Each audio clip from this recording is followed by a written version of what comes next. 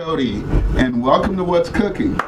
Okay, today we are at a beautiful farm out here. It's a fresh egg farm, and Jenny is the owner, Jenny Beachman. So, Jenny, tell us a little bit about your farm. We have over 300 chickens, a few hens, a couple of roosters, and we sell fresh, free-range eggs. Okay. Well, anyway, we're going to get started. We're going to start with a raspberry souffle with a raspberry compote, and then we're going to do steak and egg Florentine with some 4-ounce fillets, and I think it says poached eggs, but we'll figure it out. We'll probably poach them anyway. And then we're just going to show everybody how to do a nice, easy omelet. And if we have a little extra time, I'll show you how to do a nice over easy as well. Okay, let's just get started right away. Okay, first of all, I got the double boiler going right here that you're going to see on the souffle. And I'm going to start with the eggs. And all I'm going to do is separate the eggs, and I use my hands. I'm old. Plus, my cameraman made sure that they were clean, right, Marcus?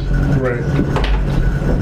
And then we're just going to do quick 4 eggs. Then we're going to wash our hands again.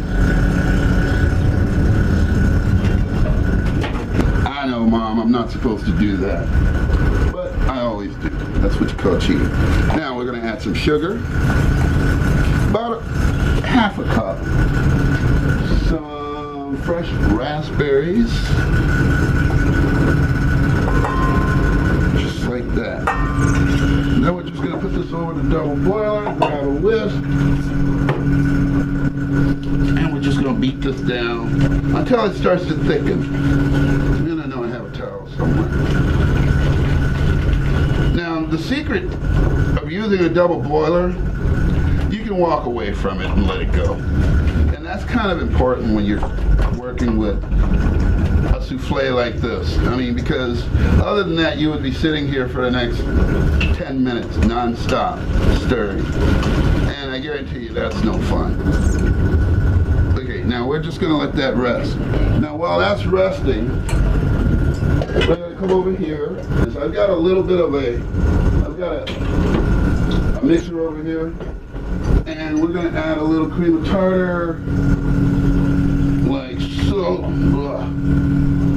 Just about a teaspoon. And you guys will see I never measure anything, so. But according to my wife, I'm normally right. Then we're just going to let this go. Until it comes to a strong peak. Okay, now, you can actually see that this is actual time. This is what you're looking for, okay? Then we are going to let this cool for a second.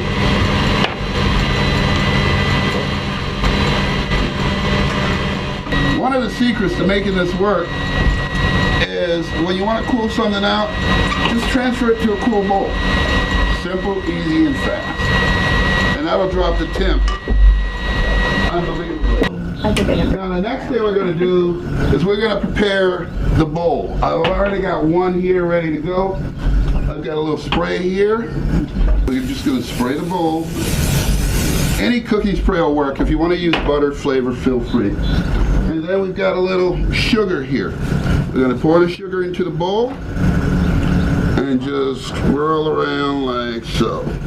Now what this is going to do is it's going to give you that nice crispy edge that everybody loves when they have my souffles. I mean, a lot of people would use flour, but I don't like using flour. You can even go with a really nice cookie dough type of thing. I mean, actual cookie where you grind it down, you know, with a rolling pin or whatever. That would be perfect too. The next step we're going to do is we're going to take these egg whites right here that we just whipped.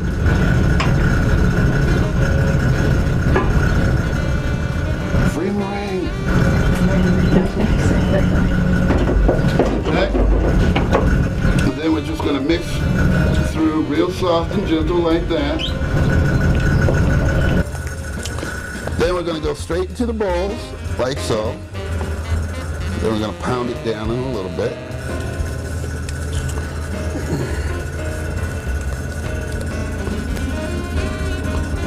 we're going to pound these down.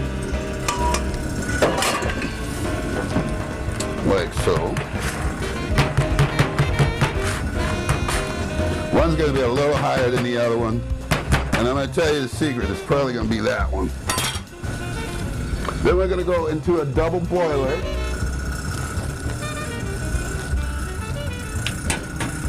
Like so. And I've got the oven on convection.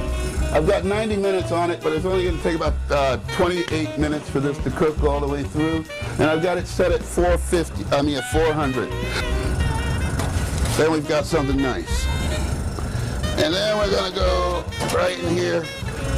After they firm up, they're going to go, and that gives you the effect of the souffle. Okay, bacon wrapped fillets, I'm sure you're all familiar with them. Actually, we just got ourselves a new sponsor. And if everybody could turn around and tell me what the name of our new sponsor is, I'll give you all a cookie. Okay, I'm kidding about the cookies. Oh, we're currently with Midwest-style steakhouse quality meats. And these steaks are theirs, and they're fantastic. Matter of fact, they sent us a case. As you see, that was just sea salt and pepper. And then we're just going to put the steaks in the pan, like so.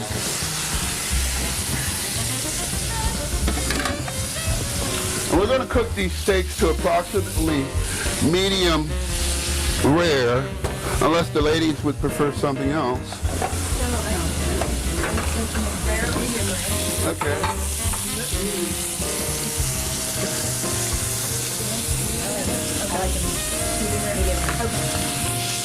And then what we're going to do is we're going to take another pan and we're going to start the bacon. What are you making right now? Right now I'm making the Florentine. Okay, so we're going to start the bacon, get the bacon cooking. And what I'm going to do in a second is when I get these steaks out of here, I'm going to put half of that bacon over here in this pan. So what are you doing, about 2 minutes on each side for the steak? No. What I'm going to do with the steaks is I'm going to do about a minute on each side, get a nice crisp brown on it, into the oven. Oh, wow. It's called cheating 101.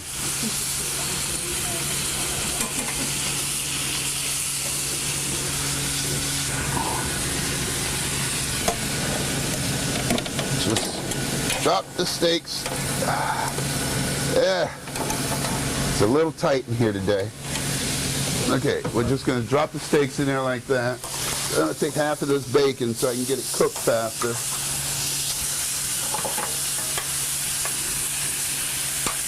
Just let it render down right there. Now, we're going to grab an onion, some red bell pepper, and I've got this little knife over here. Now, I cheat when I cut my onions. Most people say you go in like that. Screw that. Excuse my language. I just go around completely like so. And then straight in like so. And I get the product I want, the perfect dice I'm looking for. Then I go all the way over and all the way like so. See, I used to work for an old German guy, and if there was any meat on his bell peppers, he would make you do it over. So I got in the habit of just simply going like so, flatten it with your hand, coming all the way back like so, and then one more time.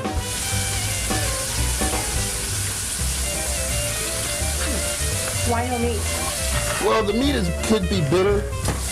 And if you look at, I'm sure you've all seen pimentos before. This is what a pimento is. Right. Okay, no meat whatsoever. And the bacon's coming along fine. Then we're just going to go ahead and do a quick chop the other way. And that's ready. And plus you want some of that bacon fat in the with the spinach.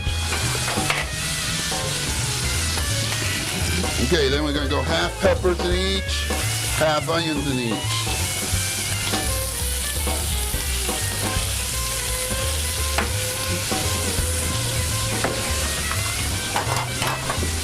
So, do yourself a favor, add your pepper, but let's not add too much salt right away. Let's taste our product as we work through it, and then we'll know if it needs more salt or not. But for now, let's not worry about it. Then, I'm just gonna drop the spinach in. The only reason I'm doing this in 2 different pans, because I don't want to sit here all day and do it in one. Okay, now we're gonna get rid of that bowl too.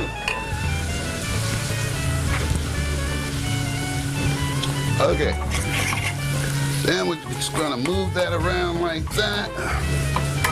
Get that spinach all nice coated with the bacon fat. Then we're gonna go with a little bit of cream, just a little bit of cream, and a little bit of Parmesan cheese.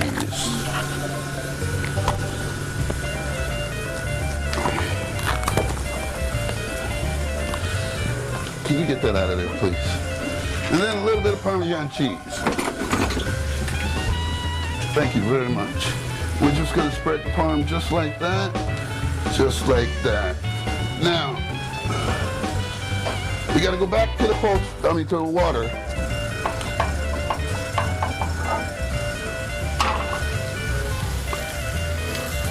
Then we're just gonna let that go. Okay, now the next thing we're gonna do is we're gonna poach off 4 eggs real quick. We've got the hot water that we use for the souffle. That was one of the reasons why I didn't just toss it. Okay, now we're just gonna go 1. Hi, I'm Chef Cody. Hey, we got this brand new meat, great for barbecues. We've got a group of seafood, poultry, pork, and obviously the fantastic steaks. Hey, you buy 2 cases, you get this free $40 hibachi. And we like to call it a tailgate grill for all you football players out there and your fans. Thank you guys very much for checking us out. Talk to you all soon. Okay, now what we're gonna do is, when we were at commercial, we kind of switched the pans around because this one's burning a little hotter. Now what we're gonna do is we're just gonna poach off 4 beautiful eggs. The steaks are just about ready to come out of the oven. And they will be a perfect medium rare, on the warm side. Now, ladies and gentlemen, this is the perfect Florentine right here. Okay, you want to be able to see the spinach, the peppers, and all the goodies. Perfect medium rare. Perfect medium rare. And then we got this beautiful bacon over here that nobody knows about. I'm saving that for me. Okay, and the eggs are coming perfectly. Now I've got some plates over here. We're going to set up on 2 different types of plates, so you guys get to look at how this can look a couple different ways. Okay, eggs are coming along just right. Let me get this one out of here. Yeah, now we're good. Okay, now, and also it's really important, whenever you're serving steaks, you always want to let them rest for 5 minutes before you actually put it on the plate. The reason why is because what it will do is it'll help the steak settle, so when you cut it, you're not just gonna, the blood just won't ooze out of it right away. And that's just an old trick that I learned over the years. Oh, that bacon is awesome. Let's go ahead and set this like this. And put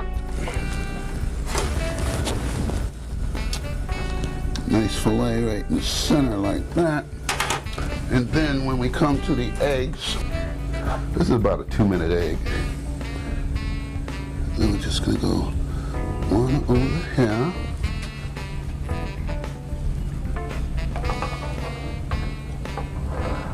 Oh, now this one's perfect. Just fish that little egg out of there. And one over here. Just let it sit right there all nice and cuddly like that. Okay, now what we're gonna do is we're gonna take some black pepper. Go ahead, because everybody likes black pepper on their eggs, so let's not surprise them. And then a little salt just directly on the eggs and a little bit more on the steak. Now, ladies and gentlemen, introducing eggs Florentine a la what's cooking. Good. Thank you.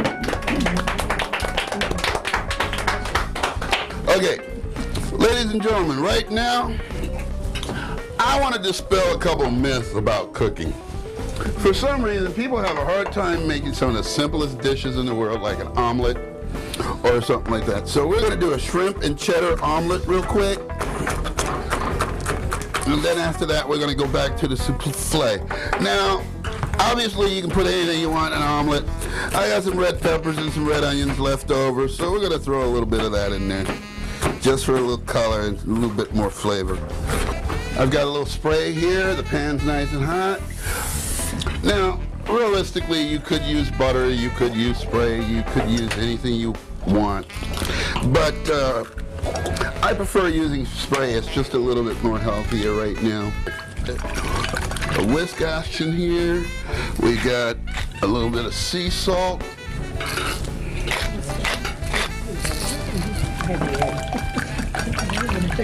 Now, I'm going to give the, you know, a lot of people would refer to this as a frittata because I'm adding the ingredients to the pan first.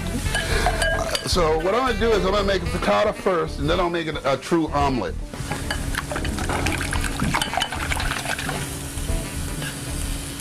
And here we go. I'm going to fix this tomato. We were going to please sort of whip it up as soon as I get around. Okay, now, the secret to an omelet is to keep it moving, okay? If you keep it moving, turn down the flame so it's not too harsh on it.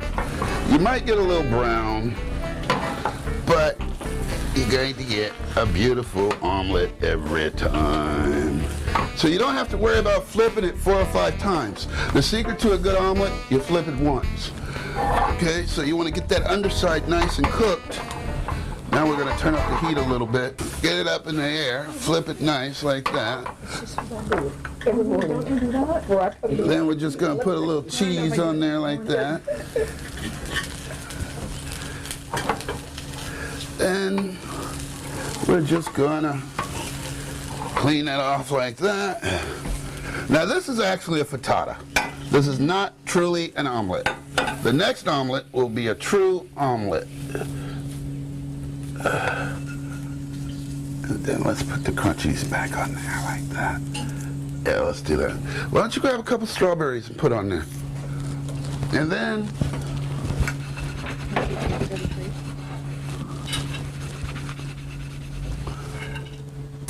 now this is a true omelet.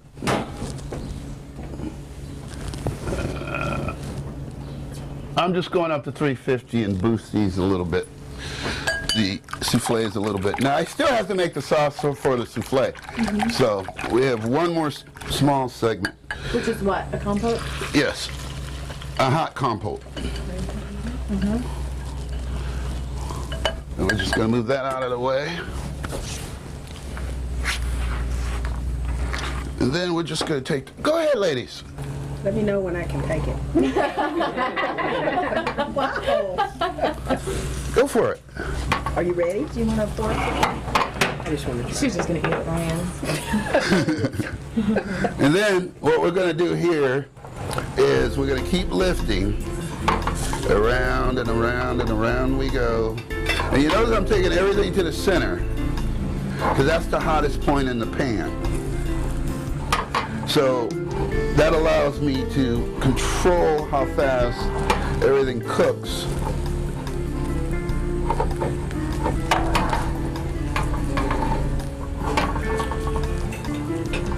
Then we're just gonna. So what's Technically, what's the difference between an omelet and a frittata? What a frittata is, it's like a custard pie. What an omelet is eggs used like a crepe, where the product, all the good stuff is inside, flat. Okay, then you get ready to flip.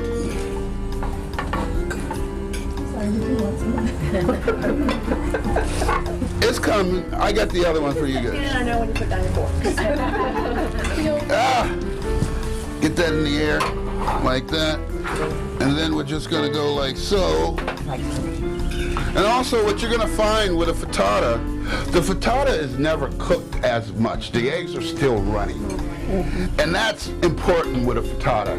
It changes the texture. I mean, it brings everything together a little bit smoother. Now what you're gonna find with the omelet is that because we just put the stuff on top of the omelet and then just pressed it in a little bit and then just flipped it out, like so. Okay, like I said, now you can see the difference in the styles. Yeah. So, if ever anybody tells you that you're having a frittata, and it looks like this, it's an omelet. Or the reversal. Now, you gotta eat the strawberries too now. Okay? We're gonna start with you again. Okay. You got the best seat in the house. Okay.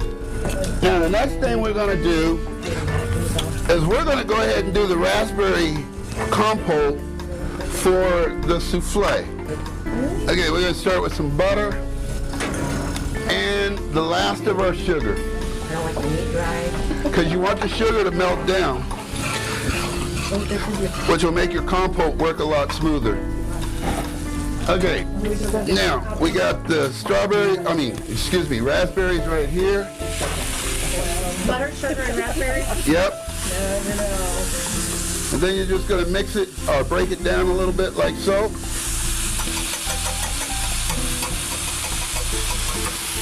And then we're going to just put that there. We're going to go ahead and cut that lemon. Yeah, they're like that. Squeeze a little lemon juice in there like that.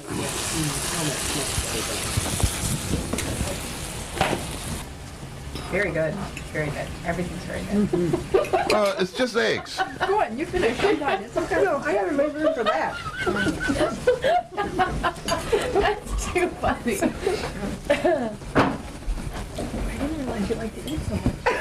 I mean, eat. I don't know. Thank you, sir. Oh, that came out really bad. And then what we're going to do is we're just going to break this down a little bit more. Yes, so do I. And what the lemon juice is going to do is keep your color and keep it nice and smooth. And that's your compote right there. That's easy.